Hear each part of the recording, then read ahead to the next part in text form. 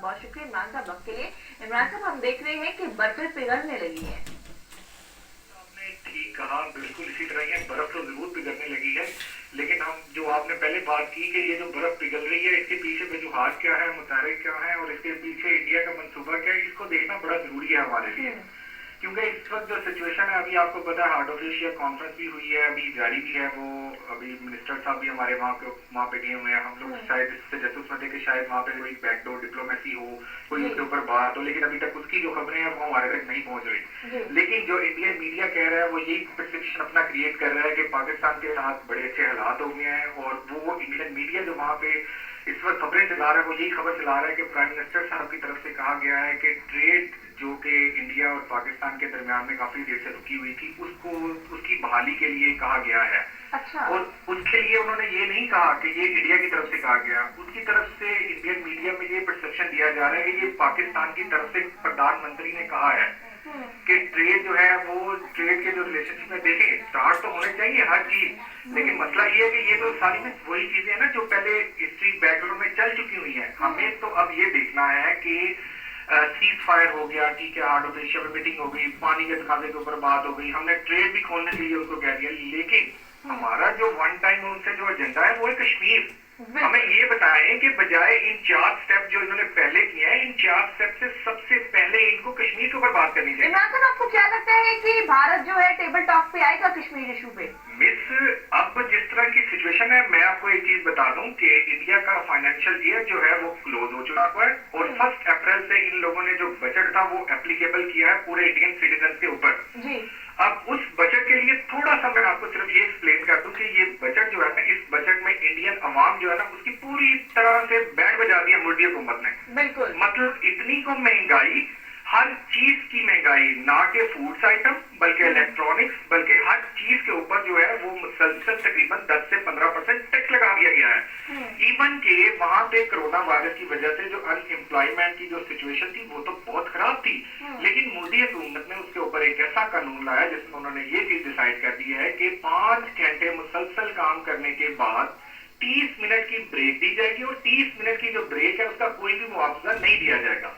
एक तो ये, जिसकी वजह से अल्टीमेटली जो वहां पे नौकरी पेशा जो लोग हैं उनको प्रॉब्लम होगी, और दूसरी बात ये है कि उन लोगों ने जो सैलरी स्ट्रक्चर जो था प्राइवेट ऑर्गेनाइजेशन में जो एम्प्लॉइज का था उसको भी रिवाइज कर दिया है, और उसके बाद जो भी बंदा जो सैलरी देने वाला था जिसकी मतलब 35 से 40 हजार रुपया जो सैलरी थी उसके ऊपर भी टैक्स लगा दिया। तो अब आप देखिएगा कि आने वाले दिनों में जो सिखों का प्रोटेस्ट है जो कि अभी दिल्ली के बॉर्डर के ऊपर वेट कर रहे हैं आगे जाने का,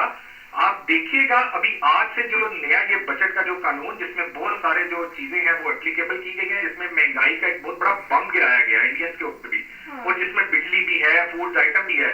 आप देखिएगा आने वाले दिनों में ये मोदी सरकार के लिए एक और बहुत बड़ा इम्तिहान खड़े होने जा रहा है, और इनकी अपनी आवाम जो है वो बहुत जल्द आपको सड़कों के ऊपर। और यही कहा जा रहा है कि जो भारतीय किसान इस वक्त पे एहतजाज करें, भारत के हालात पहले ही आप देखें कि कितने खराब नजर आ रहे हैं, और वो कह रहे हैं कि मई में पार्लियामेंट का भी रुख किया जाएगा, उधर का जाने का मंसूबा भी बना लिया गया उनकी जानिब से। तो जी मिस, बिल्कुल एग्जैक्टली ये चीजें सारी इन लोगों ने प्लान करी है, ना सिर्फ के मेंबर ऑफ पार्लियामेंट बल्कि इन लोगों का प्लान है कि ये लोग शायद कश्मीर तक जाएं।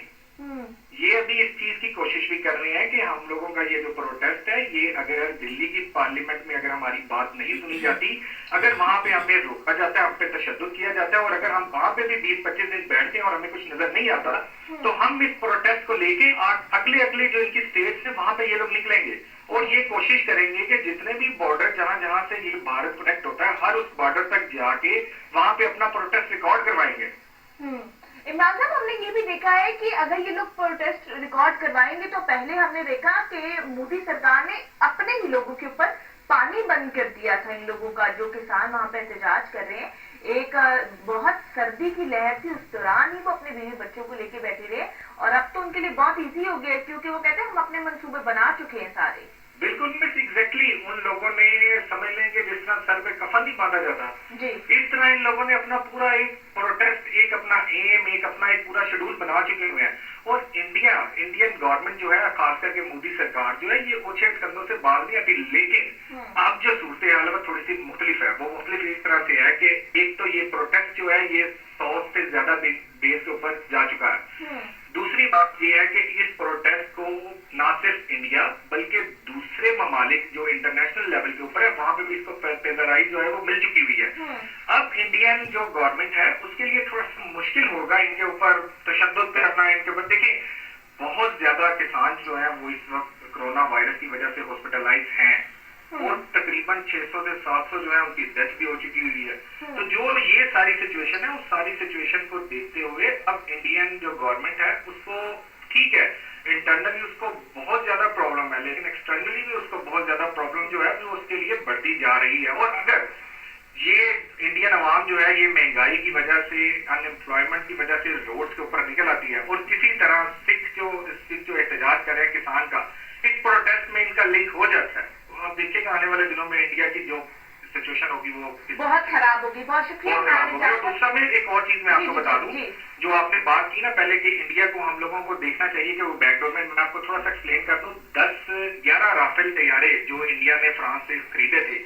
वो ऑलरेडी इंडिया पहुंच चुके थे और 3 जो है वो कल पहुंचे हैं वहां पे। इंडिया बैक साइड के ऊपर अपनी जो पूरी एक साजिश है पूरी जो इंटरनेशनल जो लॉबीज है उसकी वो अपनी पूरी तैयारी हर चीज के लिए भी कसरत कर रही है। हम ये नहीं देख सकते कि इंडिया ने एक तरफ हमारे साथ मुज़ाकरात शुरू कर दिए तो उसने अपना जो भी एम था पाकिस्तान से जंग का वो उसने स्टॉप कर दिया। नहीं, आज कल भी 3 तैयारे आए हैं और अभी ये तैयारों की तादाद जो है ये 32 है। हमें ये देखना होगा कि जब ये तैयारे 32 होंगे तब इंडिया किस लैंग्वेज में हमसे बात करेगा। बिल्कुल सही कह रहे हैं आप इमरान रजा साहब। बहुत शुक्रिया आपने हमें वक्त दिया। जी नाज़रीन हम यही बात कर रहे हैं कि भारत जो